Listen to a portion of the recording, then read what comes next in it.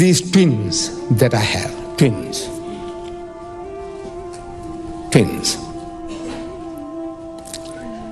Now, to show you that these twins are not really twins, these are not identical. There is some deception here.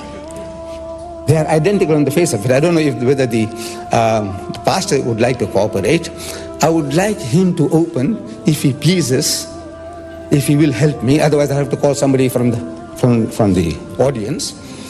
If you will help me, this book here, Isaiah chapter 37. If you'll only open Isaiah 37. No, this one here. These are twins. We want to compare the twins to see how they are deceiving the Christian world, how they produce this by the millions and deceive the ordinary people. I just want to demonstrate that, and I would like him to help me with this one, sir. This is the Holy Bible, Revised Standard Version. Just open Isaiah 37, and I'll read from here and see whether it is the same. That's all. If you will, sir. Shall I? Yes, sir. Okay. Just open it. Just open it. Just have a look, sir, while I'm reading. Just have a look whether I'm reading correctly. Isaiah 37. Which verse? From verse 1, sir. So we don't have to search. 37, Isaiah. Got it, sir?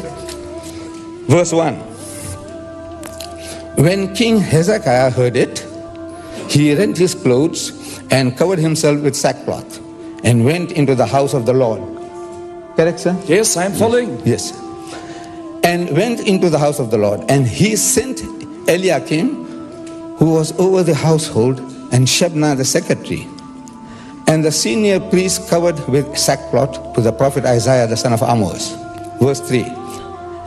They said to him, thus says Hezekiah, this day is a day of distress, of rebuke, and of disgrace. Children have come to the birth, and there is no strength to bring them forth. It may be that the Lord your God heard all the words of Rabshakeh, whom his master, the king of Assyria, has sent to mock the living God. And go on to verse 8. The Rabshakeh returned and found the king of Assyria fighting. And going on to verse 14, Hezekiah received the letter from the hand of the messengers and read it, and Hezekiah, and on, word for word the same. Yes. But sir, I'm not reading from the book of Isaiah, I'm reading from the book of Kings.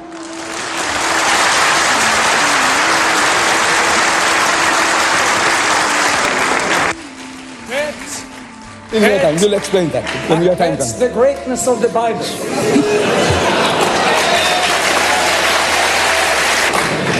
You see, word for word, I am reading 2 Kings 19, and he's confirming in Isaiah 37. In other words, word for word, it is the same. And let me share with you the knowledge I have gathered from the Christian learned men. They tell me, unless the pastor says to the contrary, that the Bible was not a verbal revelation. Like we Muslims believe about the Quran. We believe that the Quran was a verbal revelation. God Almighty tells his messenger, Qul huwallahu ahad. Say, he is God the one and only. So Muhammad says, Qul huwallahu ahad.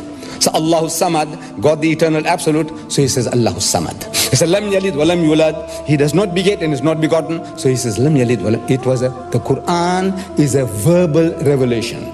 The Christians do not believe in a verbal revelation. They believe that the Holy Ghost, the Holy Spirit, inspired people, tickled people to write what they wrote.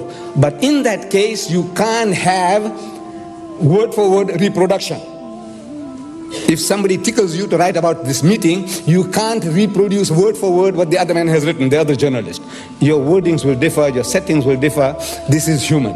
Even if you are inspired to write about this meeting, no two will be identical. Here, identical, which means that this was stolen. In literature, they call it plagiarism. Somebody has been plagiarizing what was written. This guy here, under his own name, he rewrites this whole thing and he says, this is mine.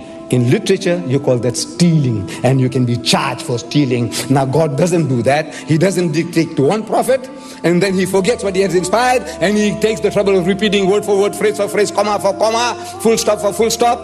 God doesn't do that.